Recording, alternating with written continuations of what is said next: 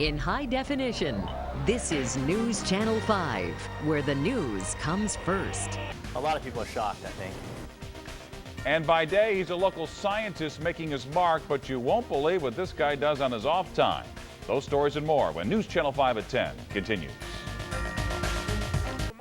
There's always more to people than meets the eye. In tonight's cover story, our Ryan Dean introduces us to a brilliant young scientist who at night drops his lab coat in research like a hot potato.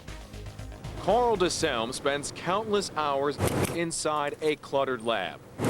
I usually get in here around 9 and leave around 8. He's trying to find a cure for osteoporosis. So I'm trying to figure out the mechanisms by which osteoporosis occurs. It's tedious and thankless work, a process that must be performed over and over again, a process that can confuse even the most intelligent minds. Bacterial colonies to put into osteoclast. Yes, Carl DeSelm is pretty bright. Yeah, I mean, I guess so, I don't know. After all, he's earning his MD, PhD at Washington University's School of Medicine. He's studying under world-renowned researcher Dr. Stephen Teitelbaum. Washington University students have been ranked #1 of all medical students for many, many years.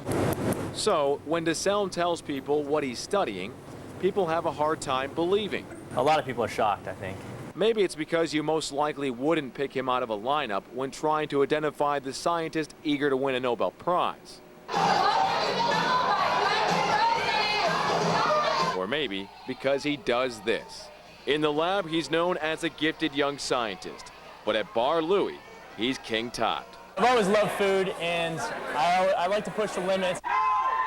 The chain restaurant holds the annual contest in all its locations across the country. For 2 years running, DeSelm has captured the local belt. Not too tight.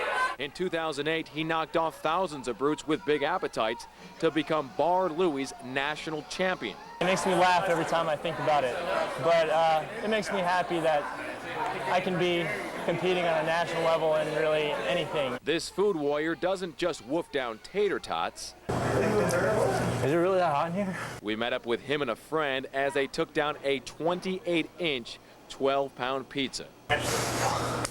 We've had a few thousand people try it, and it's been completed now 18 times. So about a 1% success ratio right now. DeSelm is part of that 1%. It's been said that food is a science, so it makes sense that the scientist is good at food. I thought a lot about how your stomach works and how acid makes food dump out of your stomach faster. After factoring in all the science, he's developed a grand strategy.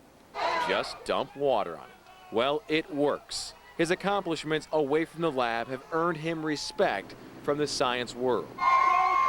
Even his medical mentor can't help but marvel. It's like one of my children winning the Nobel Prize. Thanks, man. Maybe someday he will.